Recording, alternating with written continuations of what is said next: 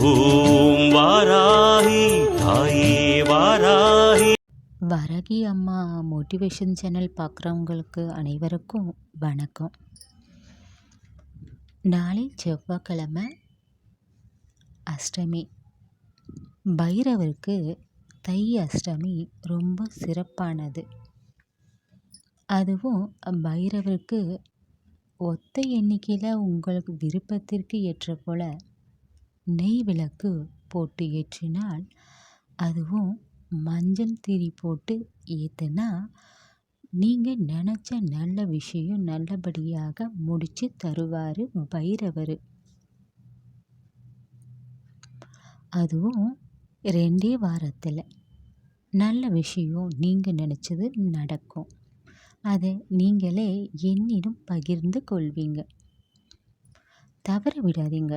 நாளை தை அஷ்டமி செவ்வாய்க்கிழமை. நம்பிக்கையுடன் உங்கள் கோரிக்கையை சொல்லி விளக்கு ஏற்றுங்க. காலையில் முடிஞ்சால் சரி, ஈவினிங் மாலை நேரத்தில் விளக்கேற்றினாலும் சரி, உங்கள் வேண்டுதல் 100% நடக்கும். இந்த ஒன்று முக்கியம், மறக்காமல் செய்யணும்.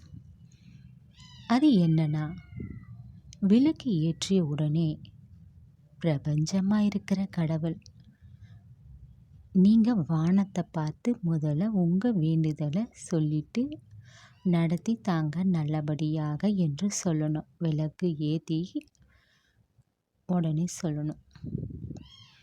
வானத்தை பார்த்து கையெடுத்து கும்பிட்ட பிறகு பைரவருக்கு அதே போல் சொல்லி கும்பிடுங்க. கண்டிப்பாக உங்கள் வேண்டுதல் நடக்கும். அதை என்னிடம் பகிர்ந்து கொள்வீங்க. நல்லதே நடக்கும். ஜெய் வரகி, ஜெய் ஜெய் வரகி. என் அன்பு தங்கமே, நல்ல செய்தி உன்னை வந்து சேரும். அவசரப்படாமல் இரு. கண்டிப்பாக உன் வேண்டுதல் நிறைவேறும். நடக்காது என்று நம்பிக்கை இல்லாமல் இருக்காதே.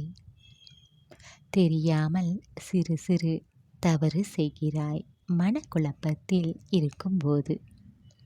அதற்குத்தான் கோபம், பதட்டம், இதையெல்லாம் நீ விட வேண்டும். உன் மனம் அமைதியாக இருந்தால் சரியாக உன் வேலைகளை செய்து முடிப்பாய். என்றும் உனக்கு நல்லது சொல்லிக்கொண்டு தான் இருக்கிறேன்.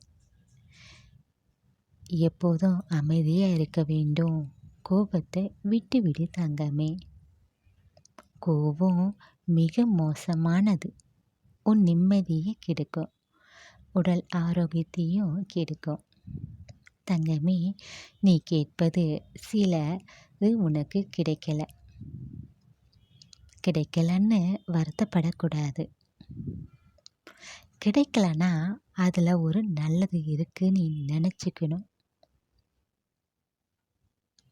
நீ நினச்சது கிடைக்கலன்ட்டு நீ வருத்தப்படுவது தவறு. தங்கமே, மகிழ்ச்சியாக இருந்தால்தான் உன் மனம் தெளிவாக சிந்திக்கும். சிந்தனைகள் எல்லாம் தெளிவாக இருக்கும். கஷ்டத்தை நினைச்சு பயப்படக்கூடாது. தைரியமாக கடந்து வர வேண்டும். கடவுள் தன் பிள்ளைகளை என்றும் சோதிப்பதில்லை.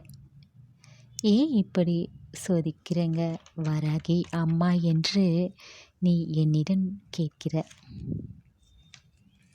உனக்கு நடக்கும் இந்த சோதனைகள், கஷ்டங்கள் எல்லாம் கர்மாவின் பலன்தான். இப்படியெல்லாம் நடக்கிறது. எல்லோருடைய வாழ்விலும் கஷ்டம் இருக்கும். ஆனால் அதை வெளியே காட்டாமல் மனப்பக்குவ நிலையில் இருப்பாங்க.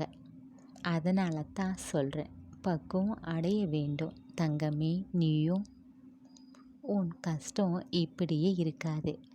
அதற்கு ஓர் வழி உனக்கு நான் கிடைக்க வைப்பேன். உனக்கு உதவி வந்து சேரும். அதை உன் வராகி அம்மா காட்டுவேன். எதையும் நன்றாக யோசித்து முடிவு செய். தெளிவாக உன் மனசை வச்சுக்கோ.